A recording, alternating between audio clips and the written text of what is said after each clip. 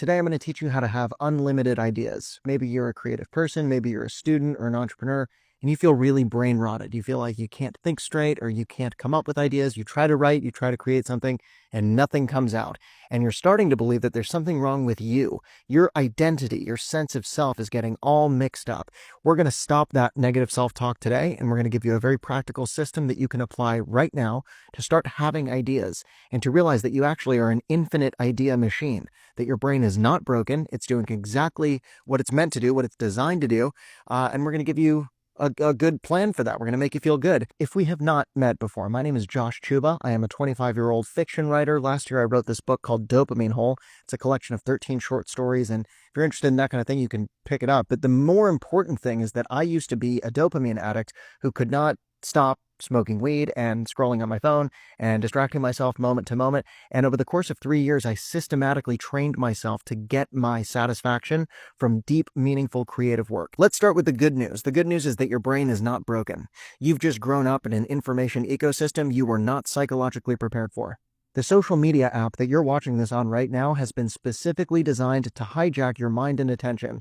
The tech companies make more money the more time you spend online, so the algorithm that fed you even this video is designed to keep you here for as long as possible.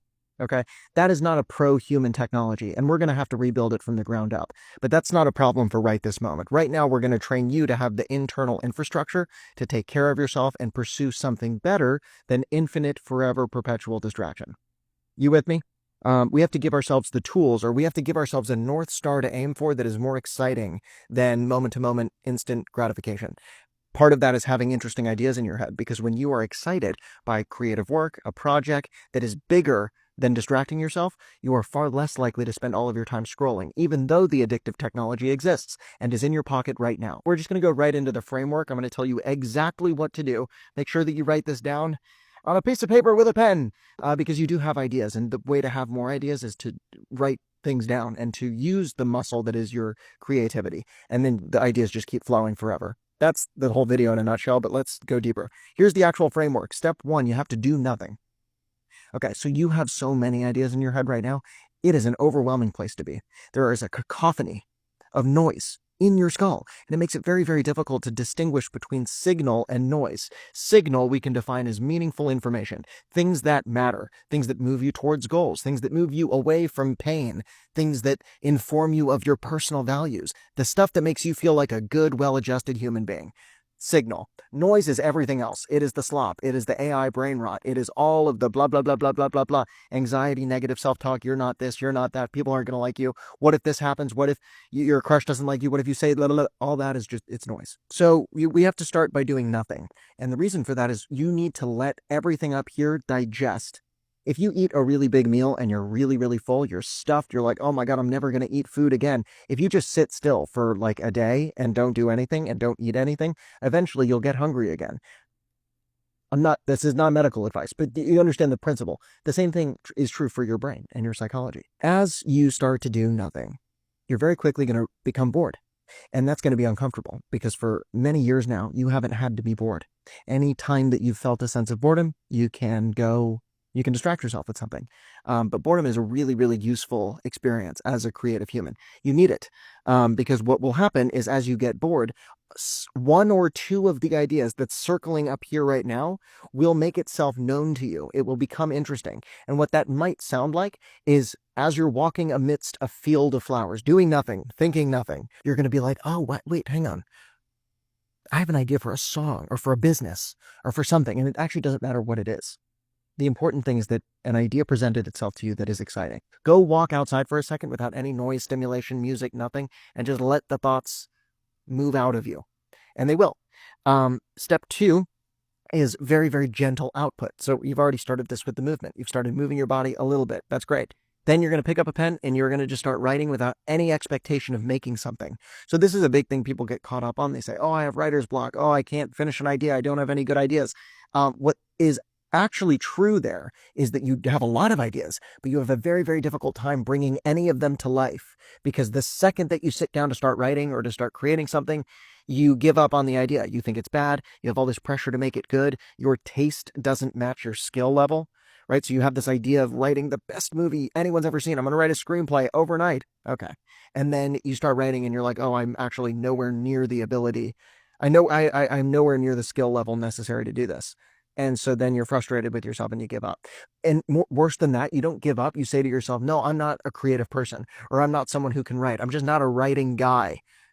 What are you talking about? That's like saying, I don't know how to ride a bike. Oh, I'm just not a bicycle person. No, you just haven't put training wheels on, and you haven't, brought the ego down. You haven't deployed some strategic humility here. You have tools at your disposal here, and a lot of it is detaching from the really self-centered, very, very fragile ego that's been programmed into you from years of social media. That's a whole lot right there, but I'm hoping that resonates. You with me? You with me? Okay. So very gentle output in the beginning. Just fill a page with some blah, blah, blah, blah, blah, blah, blah. And you have so much material to pull from, right? Because you have years of short form scrolling up here. So you just start writing things down, and it doesn't matter what it is. And you just get used to the feeling of pen on paper. And you are not trying to create a thing. You are not writing a Substack post. You are not writing an Instagram post. You are not writing a YouTube script or a novel or a screenplay or the next great American, whatever the fuck. You're not doing any of that. You are just blah, blah, blah, blah, blah. It's like taking a dump, a brain dump. Now you know where the word comes from. Okay. Then, after you've done that, you are going to apply some intensity. Intensity is where you are going to wring your brain out like a rag. Imagine you are a dish rag full of dirty sink water, and all of that dirty sink water is the information you've watched on YouTube, TikTok, Instagram, the internet for years of your conscious life, years you won't ever get back. You're full of all this dirty sink water right now. You're going to wring yourself out with intensity. Intensity looks like a really hard workout, or something that makes you sweat, something that makes your face scrunch up with effort. Or if you're writing or creating something, it requires a great deal of focus. If you've ever seen it, someone editing a video and they're just totally locked in, that is intense creative work. That is a flow state. And that's ultimately the thing that's going to heal us from all the distraction, is regularly and in a dedicated manner getting ourselves into flow states. Again, you don't start with that, but then once you get there, you find that it's a really effective tool for bringing your anxiety down and getting rid of that really overwhelmed, drowning in noise stimulation feeling that you might be grappling with now. Also, by the way, this is a framework that you're going to spread out over the course of either a day or a week. You have to audit yourself what you're capable of.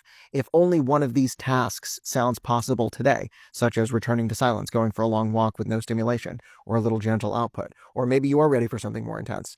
You have to feel within your guts what you're capable of today. And you have to be very honest with yourself, because if you overextend and you try to do more than you're capable of, you will collapse and you will become discouraged, and you're less likely to show up tomorrow.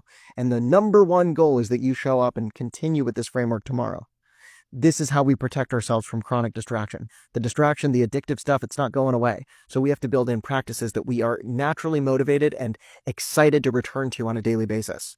That's what we're talking about here. How to have infinite ideas that excite you, that are more interesting than doom scrolling. Onwards.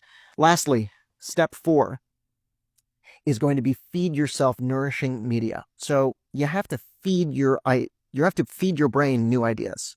And you have to do this intentionally. When you live a lifestyle of passive consumption, none of it is intentional. You are eating, or you are consuming the ideas that your algorithm thinks you should have. And that involves no decision-making or creative will on your part.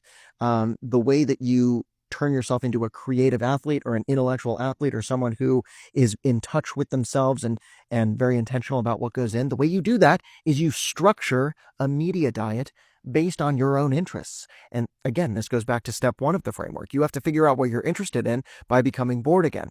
After you've gone through steps 1, 2, and 3, you might have a better idea of what you actually want to pursue. So then you seek out books and podcasts and films and pieces of art that feed that part of you, that feed your soul, that feed the creative spark within you that you want to channel in your work. You go to the art museum, you go to the Museum of Natural History, you go to a friend's house and talk to them about things that you are mutually interested in. You feed your brain ideas, and then you write down ideas that come from that, and you create this infinite feedback loop of ideas go in, ideas come out.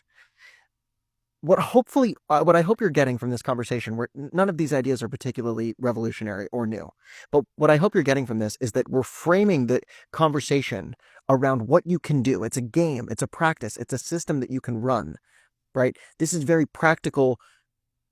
This is a practical game you can play. turning your life into a creative video game, because then you have something you can do. And then you're free from the whole like identity game of, oh, I'm not X or I'm not Y. I am not a creative person. I'm not a writer. I'm not a thinker. I am trapped. All of that is victim mindset. That is accepting a limiting belief, a limiting narrative, and living within it because it allows you to stay comfortable. No shame, no guilt. I get it. I've been there. But do you not want something better for yourself? Do you not want something more? Do you not think you're capable of more? I would suggest that if you can have the courage to face the unknown and to face the humility of, dropping the ego and starting at zero and then just going day by day, if you can have the courage to do that, your life will be more fun. It will be more engaging than chronic distraction. But it requires effort, and it requires courage, and it requires humility. All things that the short form content machine have eroded within us because it's conditioned us to be addicted, highly stimulated, highly self-conscious, very anxious, very depressed people who are naturally inclined to insulate ourselves in our rooms, consuming and numbing and distracting ourselves forever. So the opposite of that would be to deploy humility, courage, patience, and creativity, and become intellectual athletes who pursue interesting ideas, feed ourselves nourishing media, deploy boredom as a skill set when we need to, and then devote our precious and limited attention to creating art and media that, develops the human consciousness and develops our own consciousness. It's all a collective act of creative revolution, and this is the war of our time. Holy, lots of ideas coming out at once. But you see what I'm saying, right? Like you got to feed yourself good stuff and then let it sit, let it digest, and then really interesting things start coming out of you. Holy glaze. Are you with me? Thank you.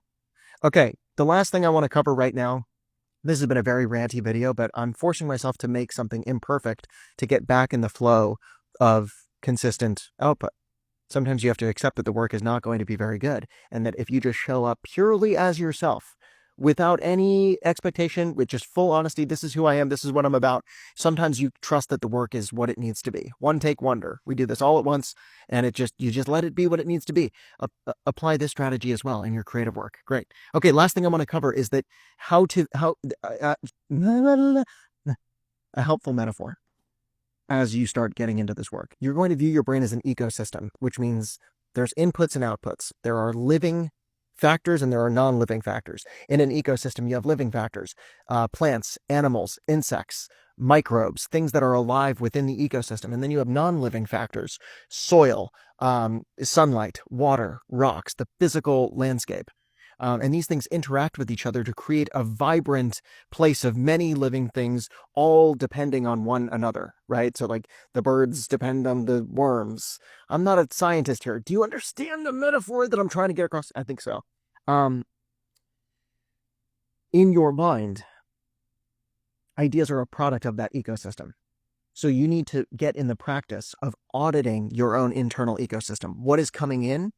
What is being allowed to germinate and then be born? And then what am I developing / harvesting? So the inputs, right? You can think of this as the water and the sunlight and the soil.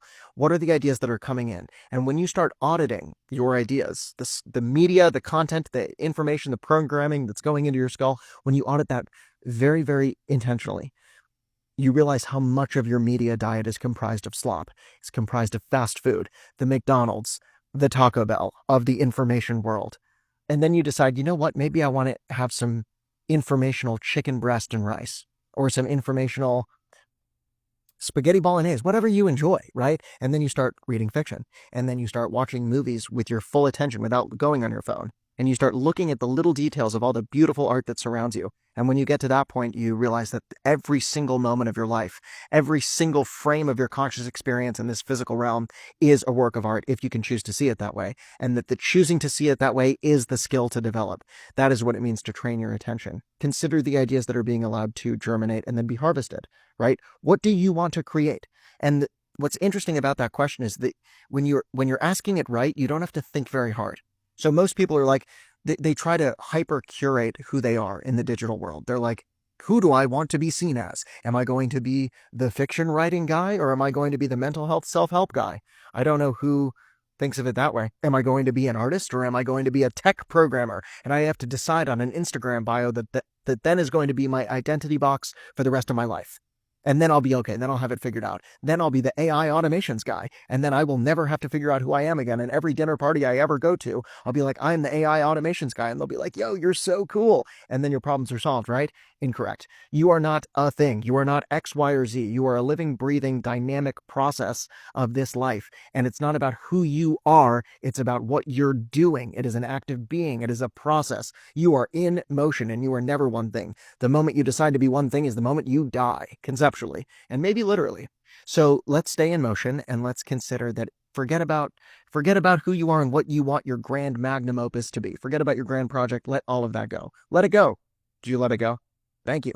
And then focus on the doing. Give your attention to the doing. In that idea ecosystem, you're taking in interesting ideas, the soil, the water, the air, the sunlight. That's your books, your films, your podcasts, your music that you're listening to and taking in with your full attention. You're really digesting it, right? And then get to harvesting. Get to work. You're a farmer of your own mind.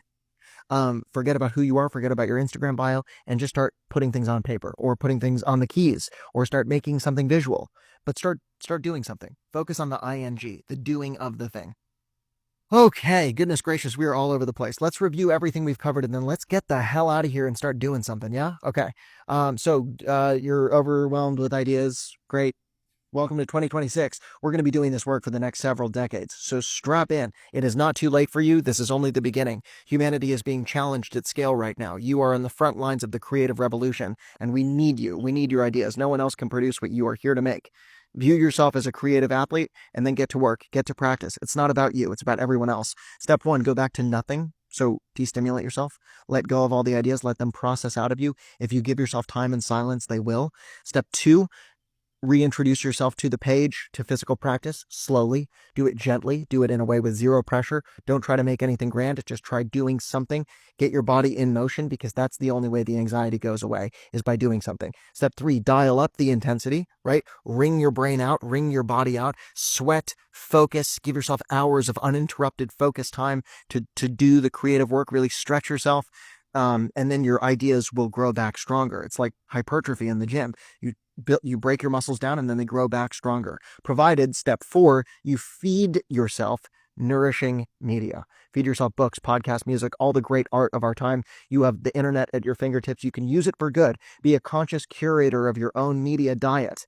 Okay? And use the internet for good. Feed yourself what your soul needs. If you listen carefully, if you have the humility to listen, your soul will tell you what it needs and that it is your job to serve yourself. Serve yourself good media, create some awesome art, and save the world with your creative spark because no one else is going to do it. And you are uniquely equipped to do it. I love you. This was all over the place, but I'll see you tomorrow. Mwah.